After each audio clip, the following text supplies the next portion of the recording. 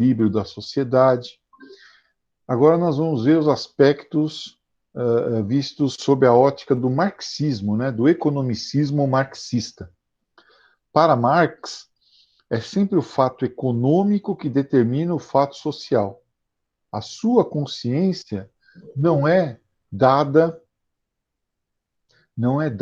pelo... Não é a sua consciência que determina o modo de produção. Então, Marx jamais escreveria um livro como o do Weber, né? A Ética Protestante e o Espírito do Capitalismo. Vou ver o que vem antes. A Ética Protestante cria o espírito do capitalismo, né? Até teve um cara recentemente, aí, uns 15, 20 anos atrás, que foi além. Ele falou a ética católica e o espírito do pré-capitalismo. Boa ideia, né? Boa ideia. Marx diria o contrário. Ele diria o capitalismo e a ética protestante. Quer dizer, o capital, as relações de produção, é que criam a ética protestante. Eles têm visões aí contrárias, né? O Weber é mais culturalista, historicista. Bem, Marx nem usava o título de sociólogo, não existia. Ele se considerava um filósofo. Inclusive, o pai dele, Marx, nasceu na cidade de Trier, ali na fronteira entre a Alemanha e França, né? Naquele pedaço ali.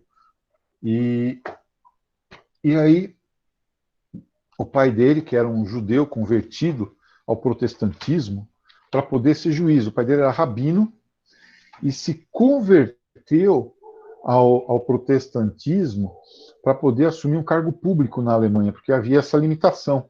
Os judeus não podiam ser funcionários públicos na Alemanha no século XIX. E aí o pai dele se converte ao protestantismo para se tornar, então, juiz. Para se tornar juiz. Inclusive tem uma história mal resolvida do Marx aí com o judaísmo, né? Que inclusive gerou um livro e tal. Bem, e aí ele paga para o Marx fazer a faculdade de Direito. Né? E o Marx vai lá fazer a faculdade de Direito. Só que quando chega lá, o Marx muda de curso, sem avisar o pai. E ao invés de fazer Direito, ele faz Filosofia. Você imagina, você paga para o seu filho fazer faculdade de Direito e ele vai fazer Filosofia? Bem, e assim ele foi fazendo filosofia, se tornou um estudante brilhante na área de filosofia, não um advogado. Quando o pai dele soube que ele tinha feito isso, mandou ele voltar. Falou, não vou pagar a faculdade de filosofia, vai se lascar. O Marx não volta e é convidado pela faculdade, por conta do brilhantismo dele, a dar aulas na faculdade. E aí começa a carreira acadêmica dele como professor de filosofia, né? Junto ao grupo dos jovens hegelianos lá da universidade dele. Depois, aí ele briga, aí ele pede demissão, aí ele funda um jornal, aí ele é expulso da Alemanha, vai para a França, aí ele é expulso da França, sob o ponto de vista material. Né? Se vocês puderem assistir o filme O Jovem Karl Marx, isso aparece bem claramente lá. Quem ajudava ele era o Engels, né? Engels é que ajudava Marx materialmente, né? Engels que era filho de um industrial, né? Mas acaba usando aí a fortuna do pai, para ele vende tudo quando o pai dele morre e para ajudar o Karl Marx, né? E para também viver basicamente das obras que ele escreveu. Aí o Marx escreve o Capital, mas é sempre por aí. Vamos lá. Em 1848 publica o Manifesto do Partido Comunista, em 1867 o Capital. E nesse livro, o Capital, ele meio que desvenda, ou tanto quanto possível, né, ele explica o funcionamento do capitalismo, só que sob o ponto de vista do proletariado. Mas isso é um problema bastante sério, porque ele falava sobre o capitalismo lá do século XIX, né? Então, é aquele trabalhador de botina, é aquele trabalhador explorado, aquele trabalhador semi-analfabeto, é um outro trabalhador, não é o trabalhador do século XXI, tá? Então, Marx e os marxistas não têm a história nas mãos, eles têm a chave da história, a chave do entendimento da história, né? Não necessariamente a história, porque a história, as perspectivas marxistas foram, até o momento, historicamente negadas, quer dizer, previa-se a revolução, onde houve revolução virou um autoritarismo de Estado, lá, União Soviética, China, Coreia do Norte, Vietnã, Cuba, Albânia, leste europeu, não deu certo, não deu certo, tá? Mas ele nos traz elementos importantes para que a gente possa entender o mundo, entender o mundo. Como dizia Marx, não basta entender o mundo, é preciso transformá-lo. Mas entender já é um bom passo, né? Então, a página 14 é que traz essas reflexões. Tá? Nós estamos falando da Europa do século XIX, né? Em que os pintores impressionistas faziam aí sucesso descrevendo a vida de uma burguesia que estava se tornando mais próspera, que tinha tempo para ficar com os filhos, que tinha tempo para viver, né? Para viver, né? Para fazer tricô, para a criancinha ficar brincando, né? Então, o século XIX na Europa era excelente. Essa daqui é a Camille Monet, essa daqui, né? Camille Monet, esposa do Claude Monet, com uma das filhas deles, tá? Meio que ela se confunde aí com a paisagem, né? Bonito. Só que havia o outro lado da moeda, né? Olha aí, os comedores de batata, né? Veja aí, uma face muito mais sofrida, muito menos luz, né? Você não vê flores, você vê a pobreza da mobília, você vê a face sofrida, né? A pouca iluminação, já vê um relógio aqui para controlar o tempo do proletário, coisa que aqui não existe. Aqui tem brinquedo, aqui tem azul, vermelho, né? E aqui tem sépia, tá? Tudo meio mal ajambrado, né? As pessoas tendo que dividir um café e uma batata, olha aqui, um oferecendo para o outro aí, tá? Mostrando a desgraça da vida das pessoas pobres, né, dos proletários daquela época. Então, uma desigualdade muito grande naquele momento na Europa. Essa pintura aí acho que é do Van Gogh, se não me falha a memória. Tá? Então, nós temos essa dicotomia, essa diferenciação, né? E o Marx fala para esse povo aqui, ele descreve a vida desse povo aqui, ó. Hoje em dia o proletário já não é assim, né? Proletário, aquele que vive da venda da sua força de trabalho. Eu sou um proletário, mas por mais desgracenta que seja a minha vida, não é para comer batata cozida com café preto à luz de um lampião de óleo aí, né? Quer dizer, né? Não é assim, tá? Hoje em dia tem muito trabalhador que é sócio da empresa em que trabalha, ele vai ao mercado de ações e compra ações da empresa. Quer dizer, quanto mais ele produzir, mais a empresa prospera, mais ele recebe como sócio da empresa, como acionista, mesmo que seja 0,00001 da empresa, ele é sócio. Da mesma forma, você pode ser um intraempreendedor, aquele cara que trabalha numa empresa, mas usa todos os conceitos do empreendedorismo para que a empresa cresça e ele consiga manter as condições do seu próprio trabalho, né? Algumas pessoas chamam isso de você é puxa-saco. Gente, ninguém é insubstituível. Ninguém. O único lugar onde todos são insubstituíveis é o cemitério. Está cheio de insubstituível lá dentro. Gente que em vida achava que era insubstituível. Está lá. E alguém está ocupando o lugar dela. 2, vê se alguém que está fora do cemitério quer trocar com alguém que está dentro do cemitério. Então, ali no cemitério está cheio de insubstituíveis. Né? Ninguém é insubstituível. Pois bem, então você tem que continuamente fazer o melhor possível. Continuamente fazer o melhor possível. Até que passe sua fase. Bom, me aposentei, acabou. Tá? Enquanto isso não acontece, todos os dias você tem que se levantar e tentar fazer o melhor possível. Lembrar que teu avião, tá você e mais um cara, né? No avião caindo, conhece essa história, né? O avião está caindo, o avião vai fazer um pouso forçado no meio da África, aí o piloto avisou, aqui tá cheio de leão, hein? Imediatamente um dos executivos que está lá dentro, tem dois, né? Começa a pôr um tênis de corrida, começa a tirar roupa, assim, começa a se aquecer. Aí o outro executivo fala, mas por que você está fazendo isso? Você acha que você vai correr mais do que o leão? Ele fala, eu não vou, eu não preciso correr mais do que o leão. Eu só preciso correr mais do que você. O leão vem e te devora. Né? Então, nós estamos nessa vida.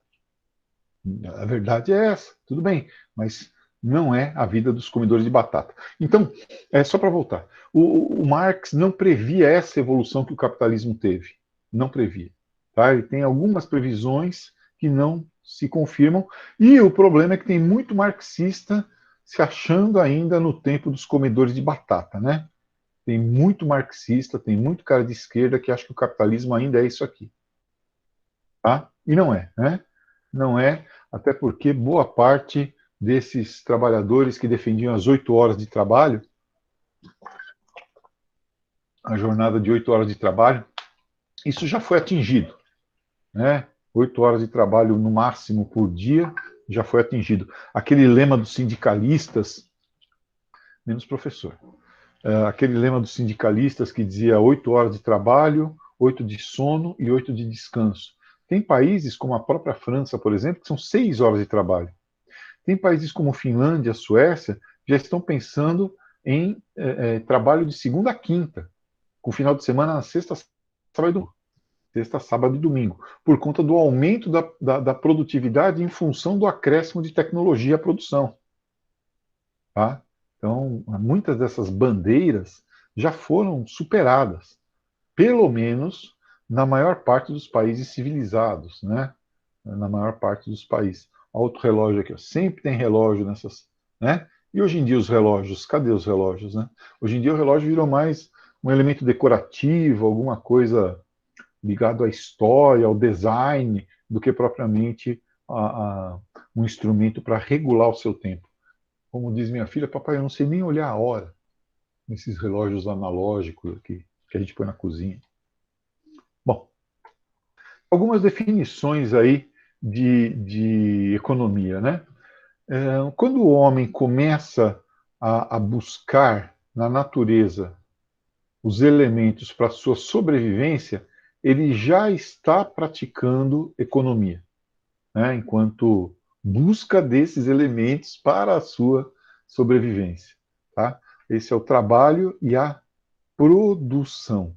Então, no início, subsistência. Depois, quando chega o modo de produção capitalista, é que há a ideia do excedente, para que esse excedente possa ser vendido, para que o lucro obtido na venda gere acumulação de capital que me proporcione depois produzir mais excedente, no famoso ciclo de reprodução ampliada do capital. Ciclo de reprodução ampliado do capital. O capital vai aumentando sempre a sua acumulação. É natural que aconteça isso, né? Não é natural, é histórico, mas acontece. Isso acontece. Na visão de Max Weber, é um jogo de necessidade e recursos. Ó. Recursos escassos que tem que ser administrado, tá? Para que a produção atinja determinados fins. Né? Então, os recursos são extremamente limitados. A população cresce, as necessidades crescem. A economia é a arte de equilibrar isso, fazer com que os recursos sejam suficientes para as necessidades a que se propõe: sobrevivência, lazer, alimentação, etc. Tá? Muito bem.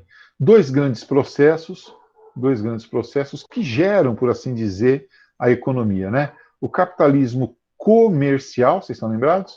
É o mercantilismo lá das grandes navegações, da superação do feudalismo, que nós vamos ver na aula de História Geral amanhã, né? Amanhã, tá? Então, ali adota-se o mercantilismo, metalismo, intervencionismo, balança comercial favorável, protecionismo alfandegário, marinha poderosa, benefício para a burguesia comercial, acumulação pelo Estado absolutista. Então, o mercantilismo é a prática econômica do Estado absolutista, nas suas várias versões. Lembra? Colbertismo, bulionismo, plantation, comercialismo, industrialismo. Tá? Então, são. E cameralismo, não sei se eu já falei. Então, são essas aí as práticas mercantilistas. Depois, então isso aqui durante o período das grandes navegações, início do eurocentrismo. Então, um grande processo de acumulação de capital na Europa, com a riqueza colonial drenada das Américas, com a riqueza colonial drenada da África, da Ásia, um dinheirão se acumula lá na Europa, que proporciona o desencadear da Revolução Industrial, que vai pregar a liberdade da ação econômica, o liberalismo de Adam Smith. Cada um tem que fazer aquilo que é melhor, cada um tem que fazer aquilo no que ele é melhor, tá? E aí a humanidade toda se beneficia com isso. É o fim da intervenção do Estado na economia, é a total liberdade dos agentes econômicos, é a circulação do capital sendo investido onde a lucratividade for maior. Liberalismo. John Locke no liberalismo político, Adam Smith no liberalismo econômico. Bem, isso gera uma desigualdade absurda, né? Absurda, tá? As atividades econômicas, vocês se lembram, né? Elas se dividem em três grandes setores: produção e distribuição, que englobam esses três: setor primário, secundário e terciário. No setor primário e no secundário eu produzo o lucro, e no terciário eu transformo esse lucro em dinheiro, eu realizo o lucro através da produção. Hoje em dia, além dessas coisas que a apostila traz para vocês, né? A produção material, nós temos uma produção imaterial extremamente valorizada. Hoje em dia, as empresas mais valorizadas não são a General Motors, a Ford, a Fiat, Volkswagen, etc. São a Apple, a Amazon, né, o Google, Facebook, enfim. Tá? São as empresas ligadas à era da informação. É um outro capitalismo. É a era do conhecimento, é a era do capitalismo informacional, é a era da conectividade, é outro capitalismo. É um capitalismo, como nós já estamos vendo, que não tem um lugar para acontecer. Ele acontece em rede. Não há uma centralização da aula na sala de aula. A sala de aula é o hiperespaço. São vocês na casa de vocês, eu aqui, e aí a gente se encontra para discutir conhecimento. Sexta-feira, às 19 horas, combinei com o meu mestre lá, por conta do distanciamento social, a aula de yoga online. Vou comprar um bolo, vou comer e vou ficar vendo ele fazer. Falar que a minha câmera está com defeito. Tá? Mas, enfim, é uma outra etapa. É a etapa da descentralização produtiva e da produção de elementos não materiais. A imaterialidade é muito, muito cara a esse novo capitalismo. Tá bom, pessoal? Por favor, guardem isso na mente de vocês.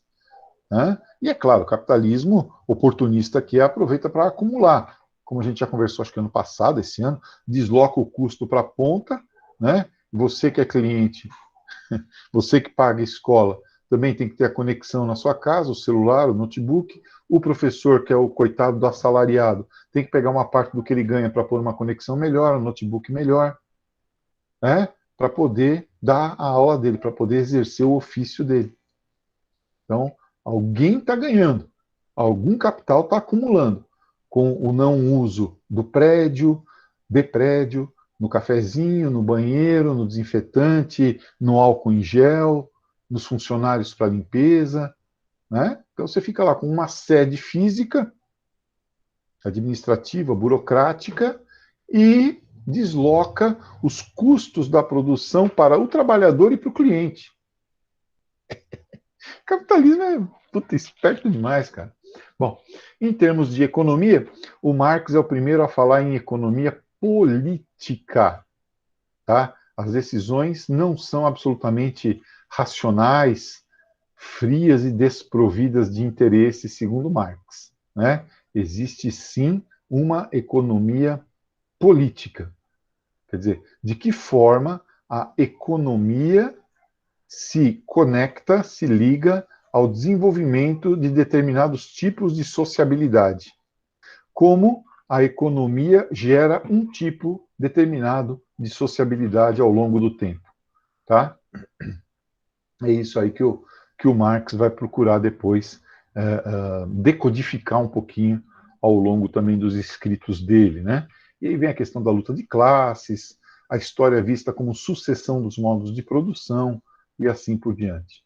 Isso tudo a partir dessa queda, né, desse esmagamento do tempo e da distância, né? Hoje em dia nós podemos falar com alguém que está do outro lado do mundo em instantes.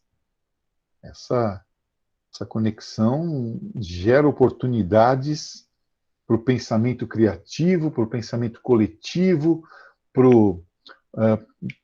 para arrumar dinheiro, cada um dando R$ 1, e aí você tem 5 milhões de pessoas, você tem 5 milhões de reais, dá para começar um empreendimento com 5 milhões de sócios. Os financiamentos coletivos, né? Dá para fazer código aberto, porque do mesmo jeito que são 7 bilhões de bocas para comer, são 7 bilhões de cérebros para pensar. Basta ter o meio, a ferramenta para fazer isso. Né? Basta ter a ferramenta para isso. Tudo isso começa, então, com o capitalismo comercial, que abre para os europeus inicialmente, né?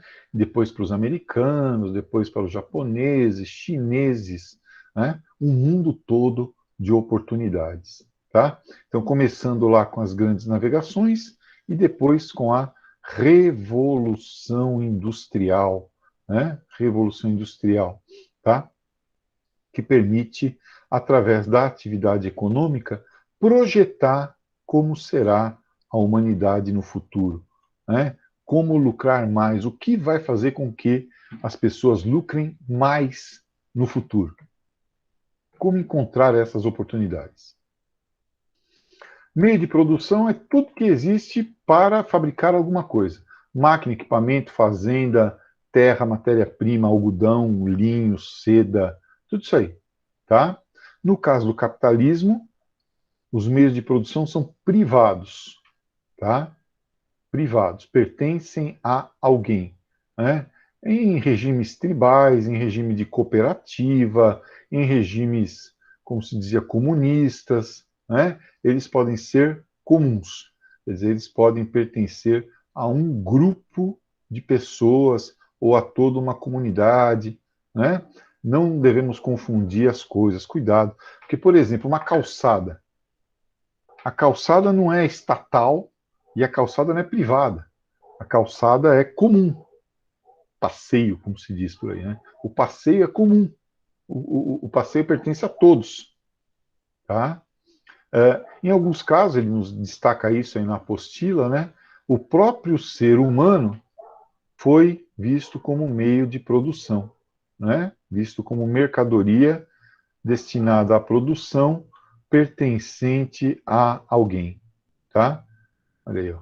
Então tá aí a escravidão, como dizia Marx, reificando o homem. Reificando quer dizer objetificando, né? Fazendo com que o homem. Meu, mata moscas. Eu detesto mosca. Fazendo com que o homem fosse objetificado, comercializado, analisado sob seus aspectos meramente produtivos. Né? Aqui. Outro caso aqui, né? Quebradores de pedra. de 1850. Quem é nesse quadro aqui? Quem é nesse quadro? O instrumento de produção, a matéria-prima e o trabalhador. O próprio uso da luz e das cores pelo pintor fazem com que os elementos da cena se confundam, né? A pedra com o trabalhador, com o piquete, com a picareta, né? O trabalhador carregando a pedra, tá? E parece talvez que a pedra faça parte dele, né? Então, ele está dizendo isso. Produtor e produto estão se confundindo aí, né? Há uma, veja que o rosto dos produtores aqui, ó, o rosto dos trabalhadores, não aparece, não aparece. E não é à toa, é justamente para que haja, digamos assim, o anonimato do trabalhador. Ele deixa de ser um ser humano. A desumanização do trabalhador que se confunde com a matéria-prima com a qual ele trabalha. Tá? Então, há uma mensagem muito clara de protesto contra a exploração e contra a desumanização nessa pintura. Aqui a força de trabalho, né? Já que falamos dela. Olha aí, ó, a altura que os caras estão sentados numa barra de ferro, né? Fumando aqui, acendendo cigarro, lendo não sei o quê, né? Provavelmente um panfleto sobre segurança no trabalho. Né? Então, a força de trabalho é o que a gente chama de mão de obra, né? Força de trabalho, eu prefiro força de trabalho do que mão de obra. É a capacidade humana de transformar a nossa energia em produto. Então, é o mediador entre a matéria-prima e o produto que tendencialmente vai sendo substituído pela máquina, né? Tá? Então, nós vamos, através desse trabalho, transformando o meio natural. A nossa energia transformada em produto. Tá? Como diziam os comunistas antigamente, o trabalhador pode destruir tudo, porque foi ele que construiu. Então, ele pode construir novamente. Certo? Então, aí os trabalhadores, a força de trabalho, a mão de obra, né? Aqui nessa pintura também do Portinari, o lavrador de café, né? Nós temos de novo aquela mesma ideia, né, de 1800 e Chenkers, 1850 aqui, ó. De 1934, quase 100 anos depois, tá? Mas o tamanhão do pé do cidadão aqui, demonstrando a ligação dele com a terra, né? O tamanho do instrumento de trabalho dele, um enxadão aqui, ó, gigantesco, tá? A natureza destruída, os pés de café, a simplicidade na vestimenta. Em 1934 já não havia mais escravidão, tá? Mas havia ainda a superexploração do agricultor brasileiro. E o modernista Cândido Portinari tenta fazer uma crítica social em relação a isso, né? Portinari, que também fez aquele quadro Retirantes, né? Notem também que a figura do trabalhador está chapada em relação ao cenário, né? As cores a cor da roupa se confundindo com a cor da terra, né? Enfim, nós temos aí vários elementos que ligam o trabalhador ao meio em que ele trabalha, tá? Agora sim, né? Nós temos aí forças produtivas, digamos, mais modernas, né? Então, a força de trabalho empregada sobre os meios de produção. Força de trabalho empregada sobre o meio de produção. Então, ferramentas mais força de trabalho resulta em forças produtivas. Tá? Aí, ó, nós vamos ver trabalhadores são asiáticos, né? Pelo jeitão aqui, né? Numa linha de montagem aí de aparelhos eletrônicos. É um outro tipo de operário. É um outro tipo de operário. Tá? Vamos lembrar também que dependendo, presta atenção nisso que vai dar o gancho para o próximo item. Dependendo da forma que a força de trabalho é utilizada para gerar riqueza, se estabelece uma certa relação de produção, como é o capitalismo, é uma relação de produção. né? Um modo de produção que gera um determinado tipo de sociabilidade. Tá? Então está aqui, as relações sociais de produção. Mas no feudalismo era outra, no escravismo antigo era outra. De acordo com a forma como você utiliza, de acordo com a forma que você utiliza a força de trabalho, você tem uma determinada sociabilidade.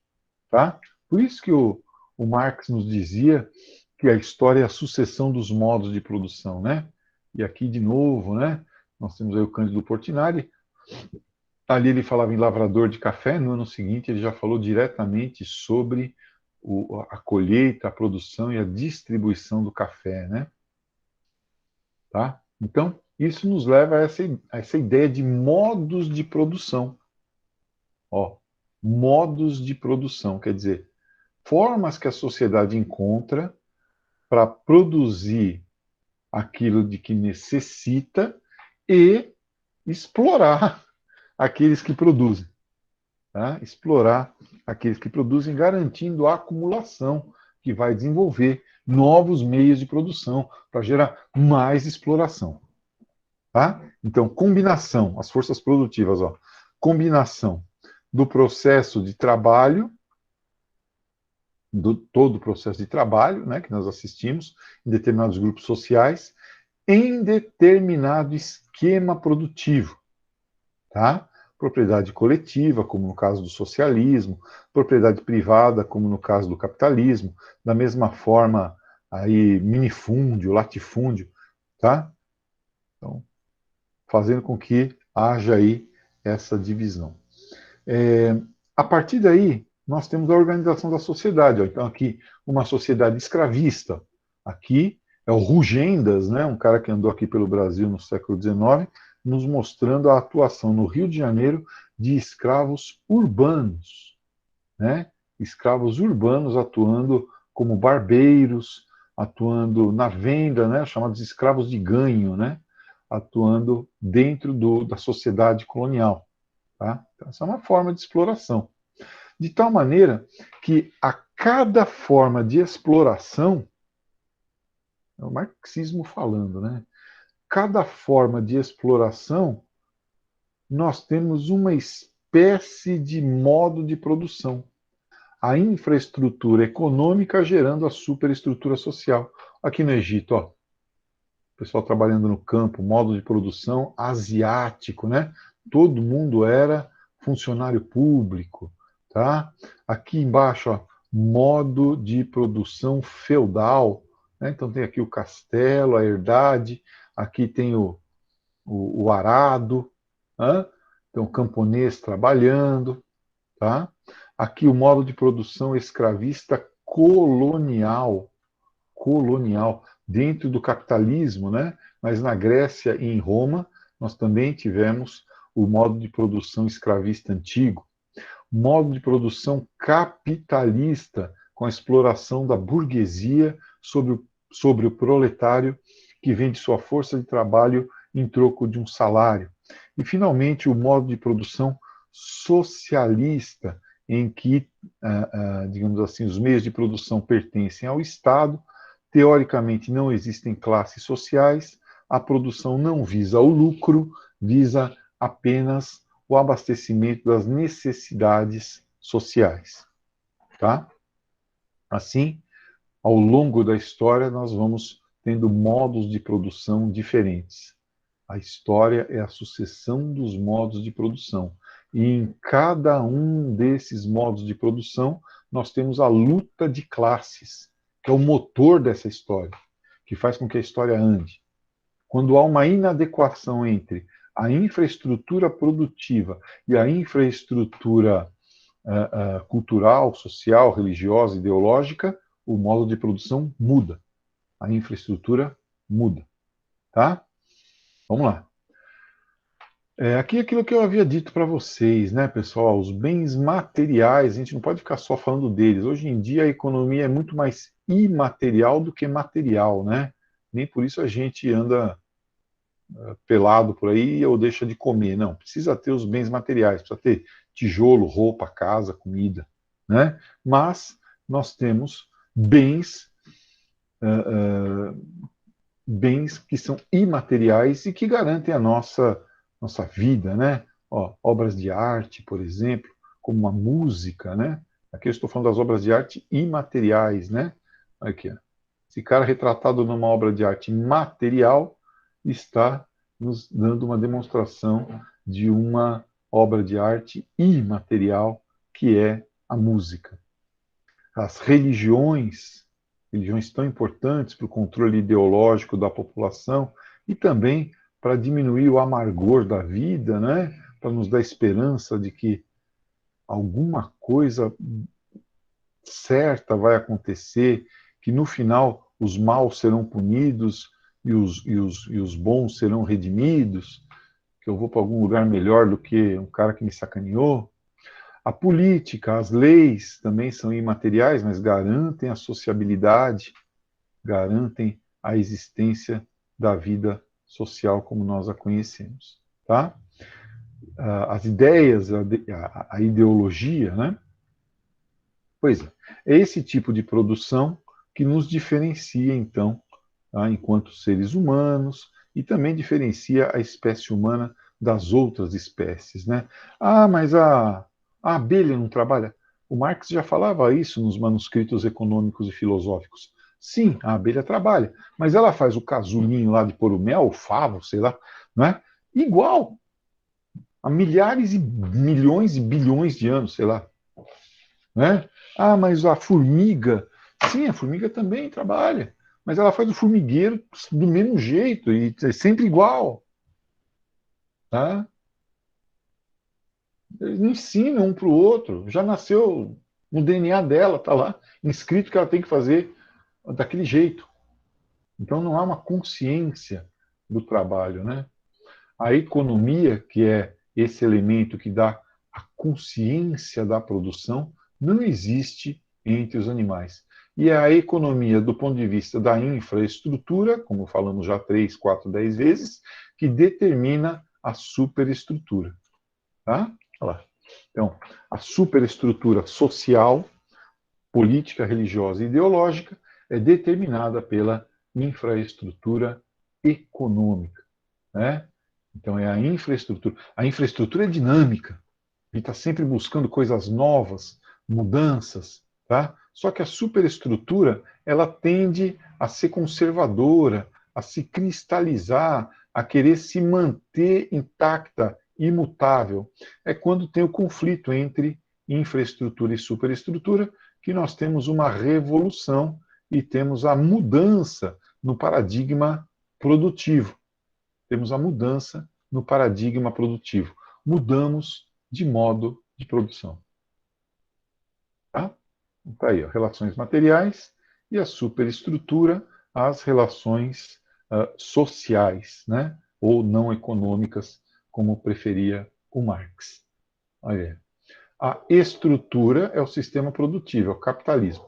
E esse capitalismo, ele vai transferir para a superestrutura os seus valores, que vão se tornar os valores hegemônicos na sociedade.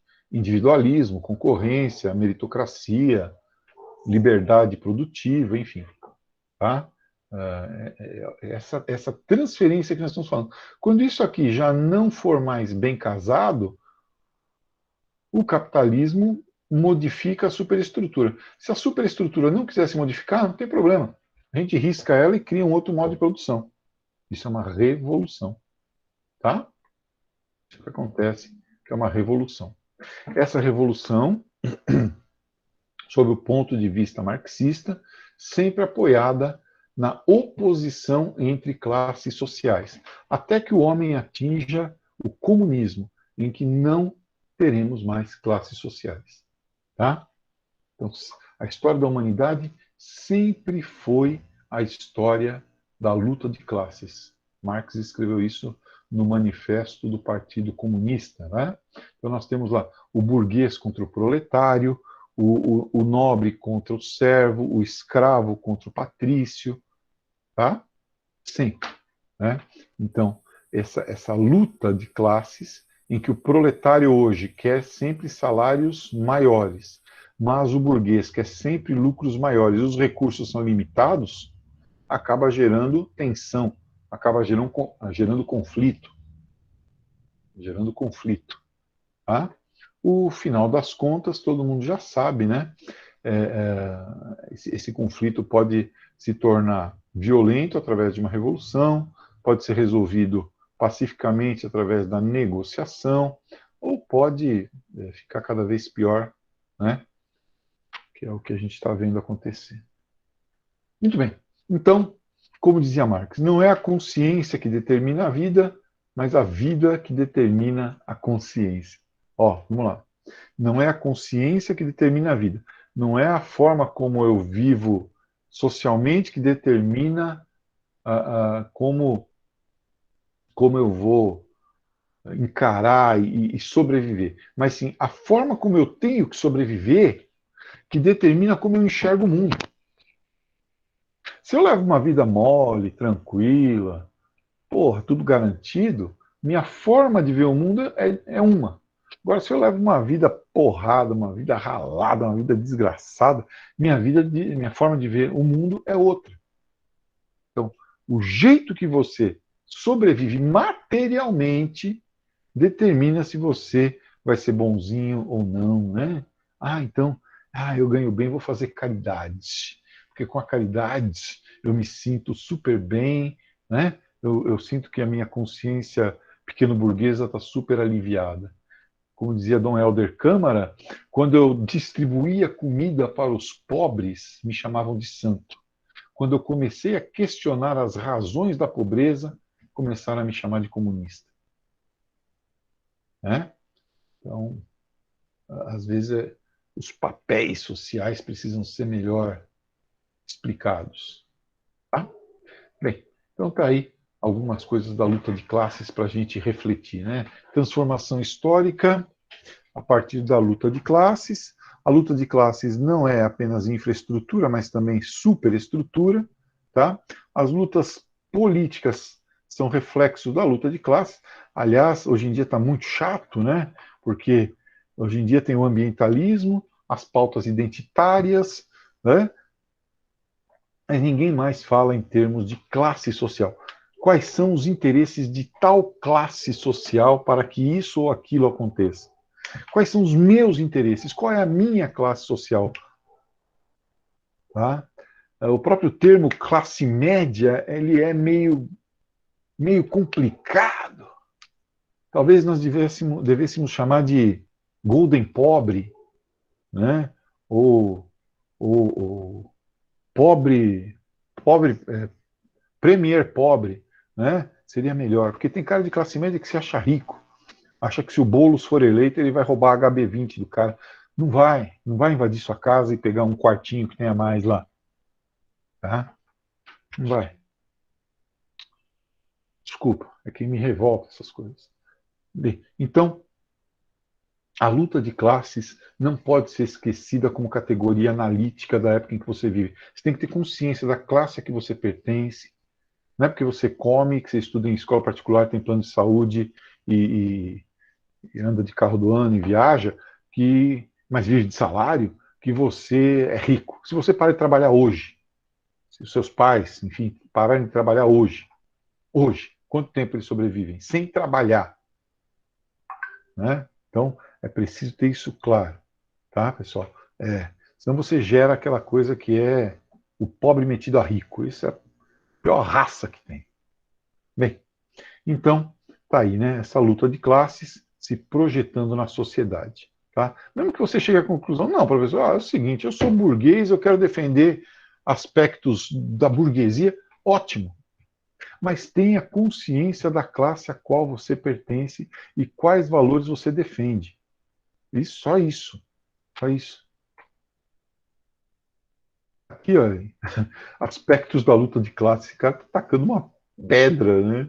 Aqui, ó, 1848, lá na Primavera dos Povos. Eita, já está acabando o meu tempo aqui. Desculpa, pessoal. Embalei falar de Marx aqui, né? Então, tudo que tem lutas políticas, né, movimentos artísticos, ensino, ideologias, então, nós temos aí tudo como reflexo da luta de classes, tá? E, né, no Moulin Rouge, Toulouse-Lautrec, o anão, Toulouse-Lautrec sofria muito por ser um anão, sabe? Grande pintor, mas ele se achava extremamente prejudicado por isso, né? Vítima de preconceito por ser um anão, né? Bem, a produção intelectual, então, é, sem dúvida nenhuma, um dos aspectos importantes dessa luta de classes. Para nós acabarmos, né? Nós terminarmos, coloquei duas fotos aqui, tá? Uma de uma escrava doméstica com uma criança, né? Que ela tomava conta, tá? E crianças aqui brincando na Síria, tá? Olha aí. Então, a forma de socialização a que você é exposto determina se você vai ser um cara alienado, conformado, ou se você vai ser um cara transgressor, um cara que, por assim dizer, é, é, por assim dizer, se revolta contra a situação, tá? Absorção das ideias que influenciam no nosso modo de pensar a vida. Isso através da escola, através do grupo de amigos, da família, tá? Então, nós podemos querer manter essas coisas, é o que eu estou falando. Não tem problema nenhum. Você pode querer manter essas coisas ou pode querer mudar. O nosso primeiro grupo de socialização é a família e depois vem igreja, escola, Estado, etc. Bom, deixa eu ver. O último aqui, ó, o último slide, é que fala sobre a formação social, né? Nós não enxergamos, às vezes, nas pessoas que estão à nossa volta, pessoas, tá?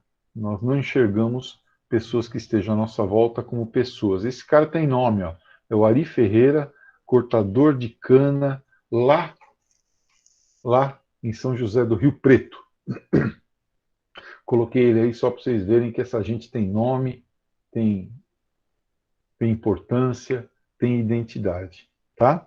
A formação social, então, é resultante disso tudo que nós falamos, né? E do ponto de vista marxista, as sociedades capitalistas evoluídas são bem diferentes da nossa. Por isso que eu defendo o capitalismo no Brasil, mas o capitalismo de verdade, não esse capitalismo de compadre que tem aqui, tá?